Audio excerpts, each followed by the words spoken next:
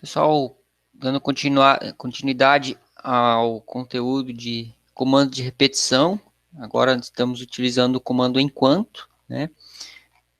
Vamos aqui para os exercícios 39, 40 e 41.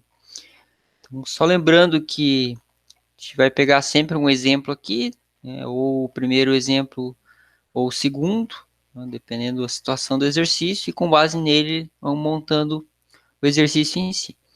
O 39, ele é bem semelhante ao 38, né? Então, quem quiser acompanhar a gravação da aula anterior, ele tem a explicação do 38, que é fazer repetições pedindo números, né? Aqui no caso é pedindo alturas, né?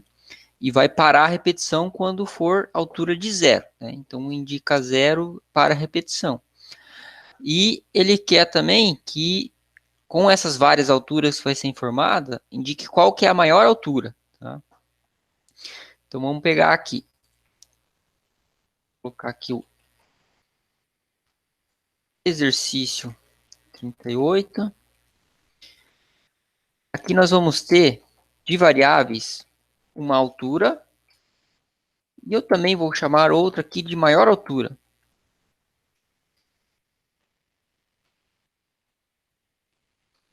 Então, essa maior altura que vai armazenar qual que vai conter a maior de todas informadas, tá? Ontem também tinha pego uma breve explicação do exercício 38. E eu peguei aqui com base no exemplo 1. Tá? Vou pegar a mesma estrutura aqui. A diferença é que agora a gente não vai trabalhar com números inteiros.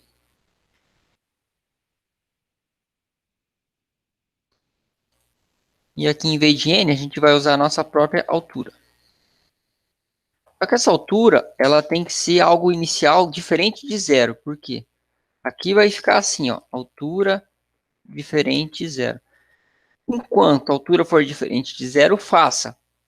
Dentro dessa estrutura do enquanto, eu vou pedir para o usuário informar as alturas, tá? Então vai ficar em digite altura, leia altura e assim por diante.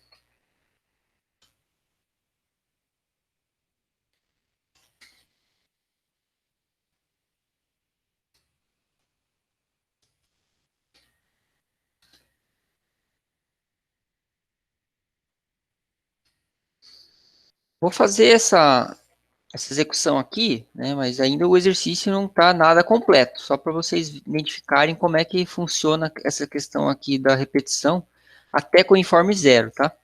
Então, vou dar um F9 aqui. Então, aqui está pedindo para informar a altura, né? Vou informar a altura aqui, digamos, 1.7.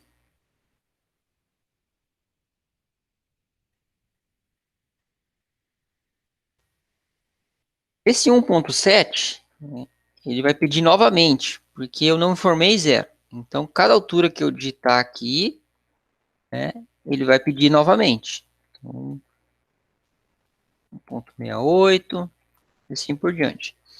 Eu vou digitar várias alturas. Quando que ele vai parar de repetir? Quando que ele vai parar de pedir altura? Quando eu digitar zero, tá? Então, eu vou informar zero, daí ele para de repetir, tá? Então, ele terminou a execução. Enquanto eu estou fazendo essa repetição e informando alturas, eu vou ter que pegar e armazenar a maior altura minha, tá? Então, como é que eu faço isso? Vou fazer assim, se maior altura for menor do que altura, vou inverter aqui para ficar um pouquinho mais fácil de entender. Se a altura maior do que maior altura, então, se acontecer isso, o que eu vou fazer? A minha maior altura vai acabar recebendo a altura que eu acabei de digitar.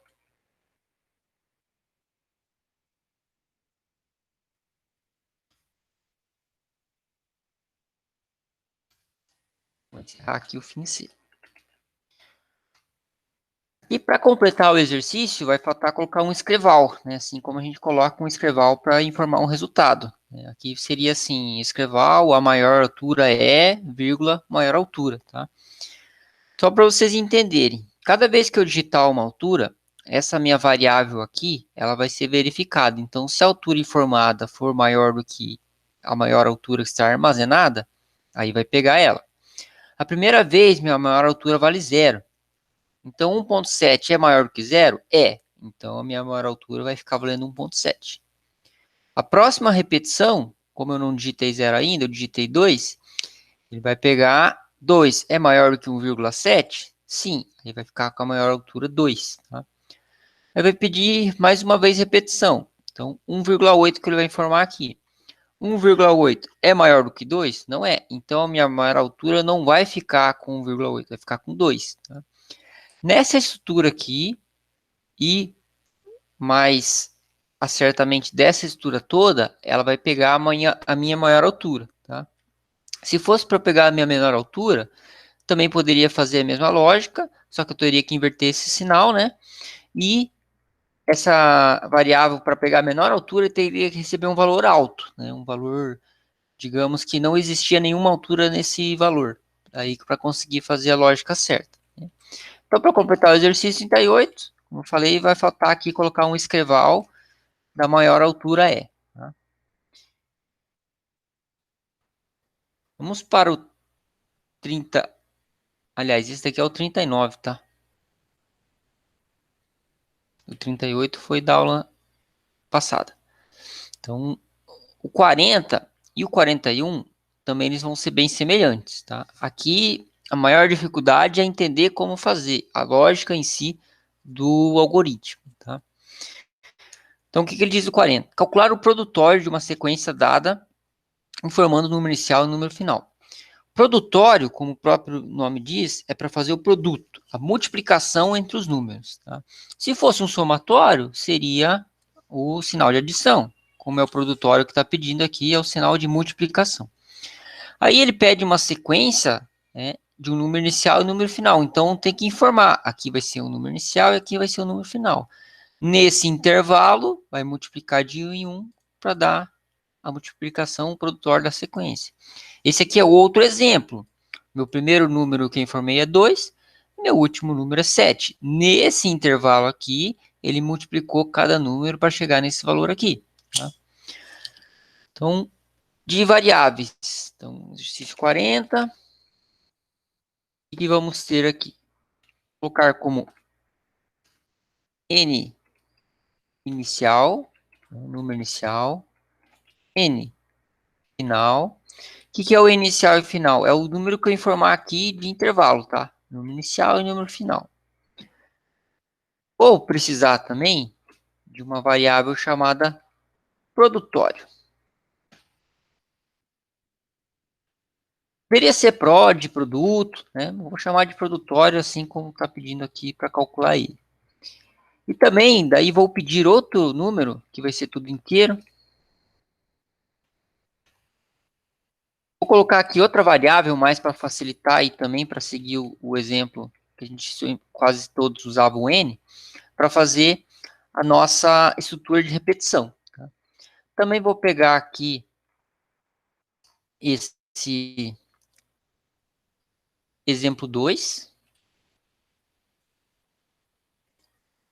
Só que em vez de soma, a gente vai fazer uma multiplicação.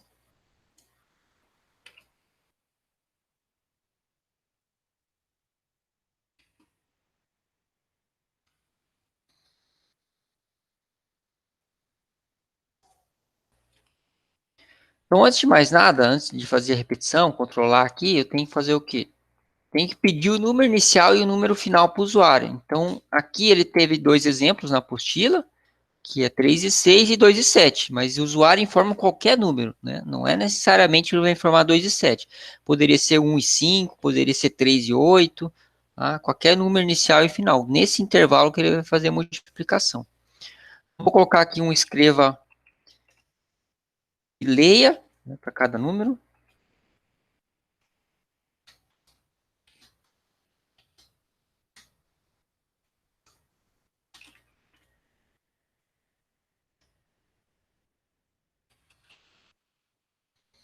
E depois também para o número final.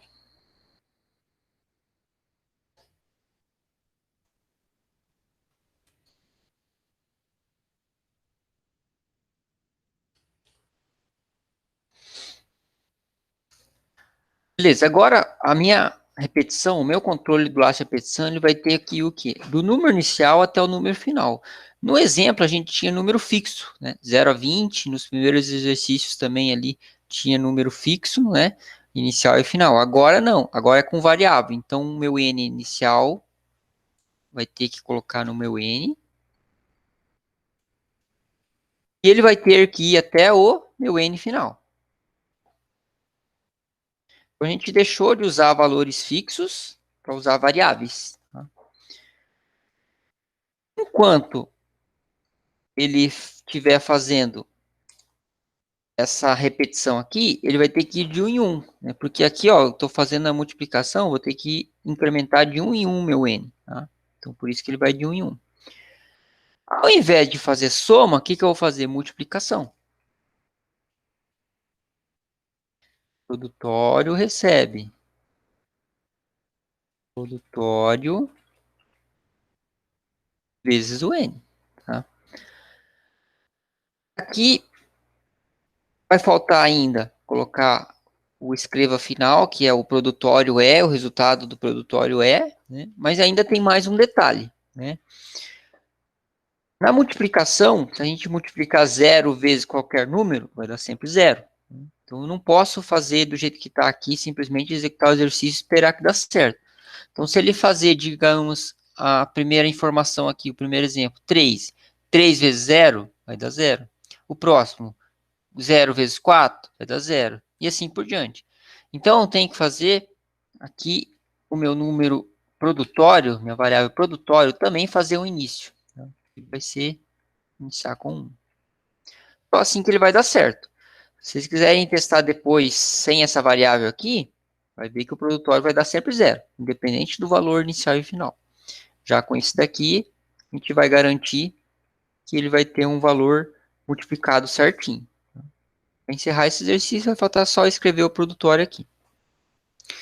Já para o 41, ele é bem semelhante a esse aqui. Se a gente analisar logicamente, o que ele tem de diferente? O fatorial é a multiplicação do número 1 até o valor informado.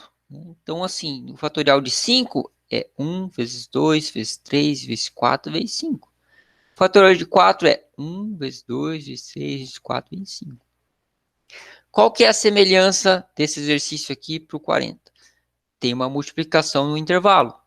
E qual que é a diferença? A gente não tem o intervalo inicial, a gente não tem o número inicial, é sempre 1. Tá? Então, o que, que eu posso fazer aqui em relação ao 41? Só vou ter o número inicial. Se eu quiser, eu troco a minha variável. Vou fazer o contrário, vou fazer só o número final. Se eu quiser, eu troco minha variável produtório, chama de fatorial, né, mas a lógica vai dar na mesma. E, em vez de fazer o número inicial colocando como variável, faço iniciar em 1 também. Tá? Então, desse daqui já estaria pronto o exercício do fatorial. A diferença, então, relembrando, desse daqui para o 40, é que aqui a gente tem uma variável a mais, a gente informa o número inicial. E aqui só o número final já basta para a gente fazer o cálculo do fatorial. E aqui, por último, faltou colocar, aí para vocês fazerem, né, quanto que deu o fatorial desse número.